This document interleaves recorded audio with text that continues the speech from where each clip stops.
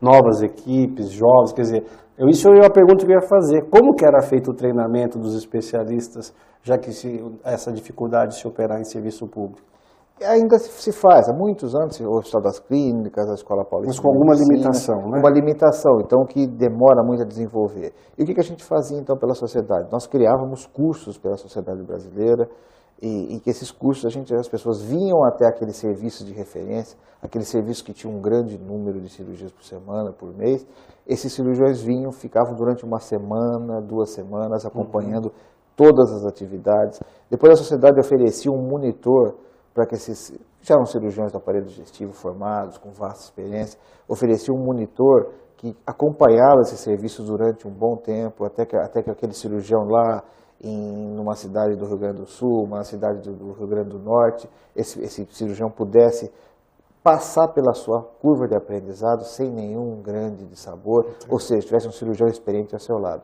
E isso foi fazendo com que outros grupos foram formando, aquele que foi formado acabou sendo um formador, e aí foi. Hoje a sociedade brasileira ela tem 800 cirurgiões, é a segunda sociedade em número de participantes do mundo, e hoje uma das que em nível de produção científica, de cirurgiões ensinando cirurgia bariátrica no mundo, hoje ela se equipara à americana. Uma boa escola, né? Que a americana, os Estados Unidos hoje, hoje sempre, ele é o país onde a cirurgia da obesidade nasceu.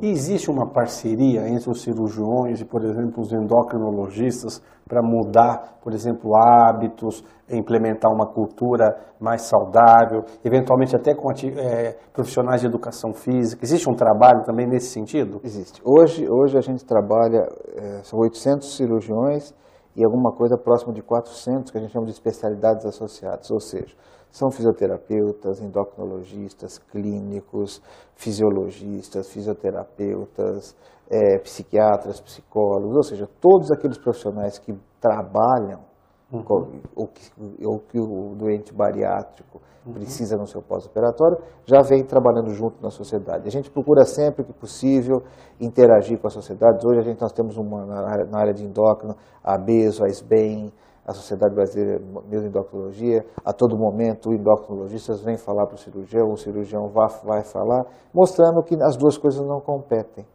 Hoje a cirurgia da obesidade ela se complementa. Nem o cirurgião é a peça mais importante, nem o endócrino. A peça mais importante é o paciente. E isso que é o que acaba entendendo. E a gente entende que o cirurgião ele tem uma limitação no seu conhecimento maior desse metabolismo e eventualmente o endocrinologista não tinha um remédio para tratar a obesidade. Uma tão eficaz, uma terapêutica. Então, a soma das duas coisas é muito importante. O único beneficiado com isso é o paciente. E depois da operação, como é que é a evolução pós-cirúrgica? Quanto tempo esses pacientes levam? Porque é uma mudança, né, de hábitos, alguns não conseguem alimentar sólidos, a gente vê eles com as garrafinhas de suco, de chazinho. Como que é essa adaptação a essa nova realidade? Para ficar muito fácil, para ficar didático, vamos imaginar que a pessoa volte a ser um bebê. Ela começa com uma alimentação líquida, e essa alimentação líquida ela serve também para preservação. Você imagina um estômago que era grande, passa a ser pequenininho, ele precisa de um tempo de cicatrização.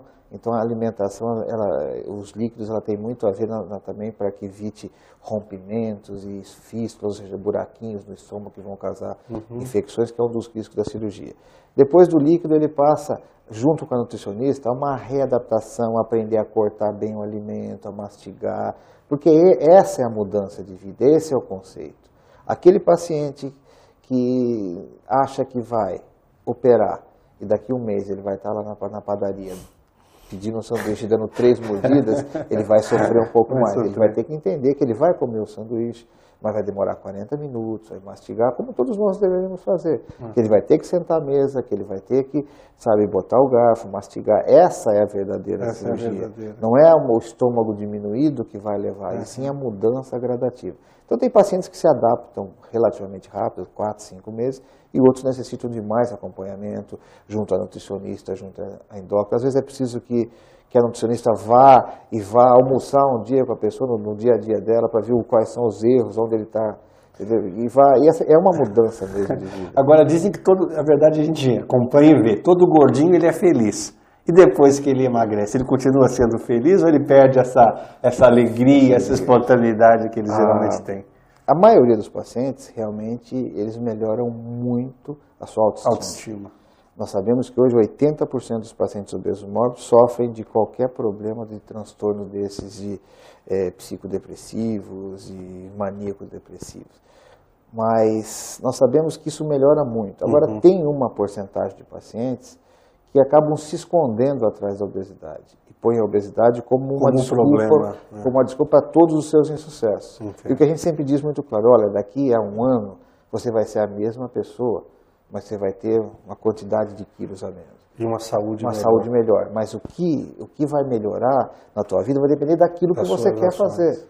Então, é muito difícil. Nós sabemos que alguns deles vão trocar de compulsão, eles vão deixar de comer, vão fazer exercício de um pouquinho a mais do que o normal, vão comprar um pouquinho a mais do que o normal. Isso precisa ser muito bem tratado.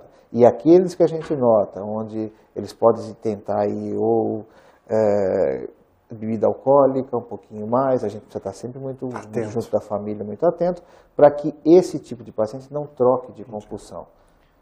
E as estatísticas, Beth? Quantos por cento, você já deve ter trabalhos, dos pacientes que fizeram a cirurgia, depois acabam mantendo esse novo peso, essa nova situação, e quantos, por alguma razão, voltam para o mesmo caminho anterior? A literatura mundial, ela é muito... Hoje a gente tem as meta-análises de cirurgia de obesidade, elas são difíceis, porque os trabalhos, na maioria deles, são nível 3.